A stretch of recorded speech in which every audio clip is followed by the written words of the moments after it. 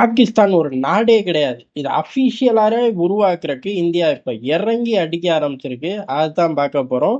இந்தியாவை பொறுத்தவரை ஒரு காலகட்டத்துல அவனுங்களோட நம்மளோட ஜம்மு காஷ்மீருக்கு மல்லு கட்டிக்கிட்டு இருந்தோம். ஆர்டிகல் 370 தூக்கி வீசினதுக்கு அப்புறம் ஆக்கிரமிப்பு காஷ்மீருக்கு மல்லு கட்ட ஆரம்பிச்சிட்டோம். அதுல இறங்கி ஏகப்பட்ட வேலைகளை செஞ்சுக்கிட்டு இருக்கோம். ராணுவத்துக்கிட்ட தனியான திட்டம் இருக்கு. என்னைக்கு அரசாங்கம் கிரீன் சிக்னல் கொடுக்குதோ அன்னைக்கு ராணுவம் உள்ள போயிரும், கைப்பற்றிட்டு வந்துருவோம். அதே சமயம் அதுக்கப்புறமும் பாகிஸ்தான் கூட இருக்க தானே போறோம். பாகிஸ்தான் ஒண்ணு இருந்தாலே டேஞ்சர் தான், நமக்கு மட்டும் கிடையாது, ஒட்டுமொத்த உலகத்துக்கும். அதை நோக்கி காய்களை நகர்த்த ஆரம்பிச்சிருக்கும். காரணம் என்ன அப்படின்னா, அங்க உள்ள பலுச்சிஸ்தானும் பிரிக்கும் போது எங்களை தப்பா பிரிச்சுட்டாங்க. நாங்க பாகிஸ்தானியரே கிடையாது, நாங்க பலுச்சிஸ்தானி அப்படின்னு சொல்லி பெரிய அளவுல அந்த காலத்துல இருந்து சண்டை வம்பு வந்துகிட்டு இருந்துச்சு. ஒரு பய கண்டுக்கல. ஒட்டுமொத்த உலகத்தோட போக்கஸையும் அங்க குமிச்சிட்டோம். இப்ப பலுச்சிஸ்தான் தனி பிராந்தியமா மாறுறதுக்கு தயாராயிருச்சு அப்படிங்கிறதா. ஆக்கிரமிப்பு காஷ்மீரை நம்ம மீட்டுருவோம். இதுக்கடுத்து அங்க உள்ளூர்லயே பஞ்சாப்ல பிரச்சனை இருக்கு, இஸ்லாமாபாத்ல பிரச்சனை இருக்கு. பிரச்சனை இல்லாத பகுதி எதுடா அப்படின்னு கேட்டா எதுவுமே கிடையாது. எல்லாத்துலயுமே பிரச்சனை இருக்கு. எல்லா பேர்ல தனியா கிளம்புறதுக்கு ரெடி ஆகிட்டு இருக்காங்க. இந்த நிலைமையில தான் ஏற்கனவே, அதாவது ரொம்ப காலம் இருக்கக்கூடிய பிரச்சனை பெரிய அளவுல யாரும் அட்ரஸ் பண்ண மாட்டார்கள். ஃபோக்கஸ் இருக்காது. எப்பயாச்சும் மட்டும்தான் ஃபோக்கஸ் வரும். எது அடிதடி வம்பு வரும்போது மட்டும் ஃபோக்கஸ் வரும். அப்படிதான் சர்க்கிரிக் பகுதி.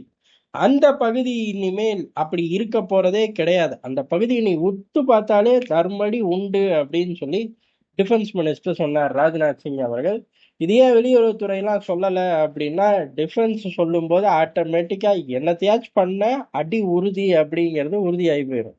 அதே சமயம் அங்க நிரந்தர பிரச்சனையை நோக்கி நாங்க நகர்றோம் அப்படிங்கிற ஒரு தெளிவான சிக்னலை ஒட்டுமொத்த உலகத்துக்கு தர ஆரம்பிக்கிறதுக்கு தான் இப்படி டிஃபென்ஸ் ரீதியில நகர்த்துறது, ராஜ்நாத் சிங் அவர்களை வச்சு பேச வைக்கிறது. இப்ப அடுத்த கட்ட விஷயத்தை ஆரம்பிச்சிருக்கோம். சிந்து மாகாணம் அங்க பிரிஞ்சு பெரிய அளவு பாகிஸ்தான் பாகிஸ்தானியர் அப்படின்லாம் ஒண்ணும் கிடையாது, அவன் இன்னமும் ஒத்துக்கிறதே இல்லை, அவன் இந்தியா கூட சேரதான் விரும்புறான் அப்படின்னு சொல்லி அடுத்த விஷயத்தை கிளப்பி விட்டாச்சு. பாகிஸ்தானை பிரிச்சு விடும்போது பெரிய அளவுல ஒழுங்கற்ற முறையில தான் பிரிக்கப்பட்டுச்சு.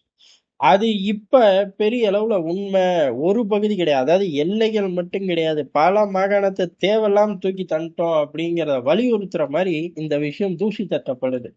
எப்படி சர்க்கிரிக் பகுதி அடிதடி வரும்போது தூசி தட்டப்படுமோ, அதே போல இந்த சிந்து மாகாணத்துல இருந்து வெளியேறினவர்களாகட்டும், இல்ல அங்கேயே இருந்து கஷ்டப்படுறவர்களாகட்டும், இந்த நோக்கி ஒரு வெளிச்சம் வரும்போது இதுவும் அப்பப்ப தூசி தட்டப்படும். இந்தியாவிலேயே பேசப்பட்ட ஒரு விஷயம்தான். இப்ப ராஜ்நாத் சிங் அவர்கள் சொன்னது, இந்த சிந்து மாகாணம் பாகிஸ்தான் கிடையாது, பாகிஸ்தானோட இருக்க அவர்கள் விரும்பலை அப்படிங்கிறத ஏற்கனவே இந்தியா பல தாட்டி தூசி தட்டி இருக்கு.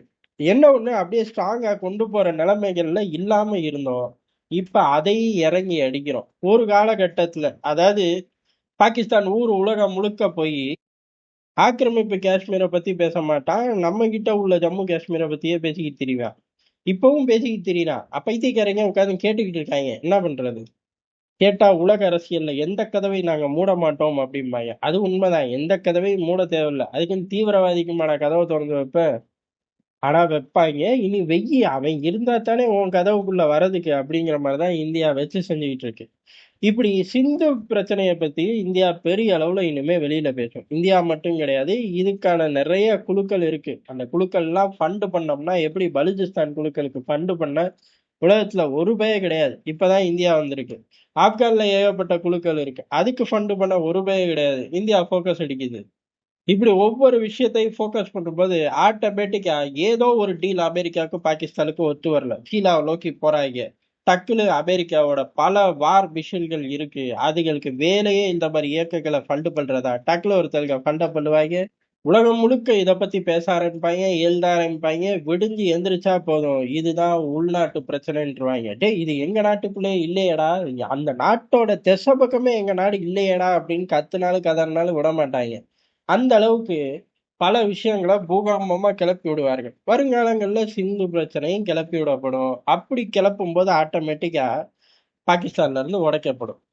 இப்படி ஒவ்வொன்னா உடைச்சா கடைசியில பஞ்சாப், அங்க உள்ள பஞ்சாபோ இஸ்லாமாபாத்தோ ராகுல்கியோ எல்லாத்தையோ வச்சுக்கிட்டு உட்கார வேண்டியதா, அதை பாகிஸ்தான்னு சொல்லிக்க வேண்டியதா. அந்த நிலைமை மிக விரைவில் உருவாகும். எது இதே வேகத்துல இந்திய அரசாங்க காய்கள் நகர்த்துச்சு அப்படின்னா உலக அரசியல இப்போ ஒரு மாதிரி டைவ் அடிச்சு தான் அது திரியுது. அதனால ஒண்ணும் பிரச்சனையே கிடையாது. 50 70 வருஷம்லாம் உட்கார வேண்டியது கிடையாது.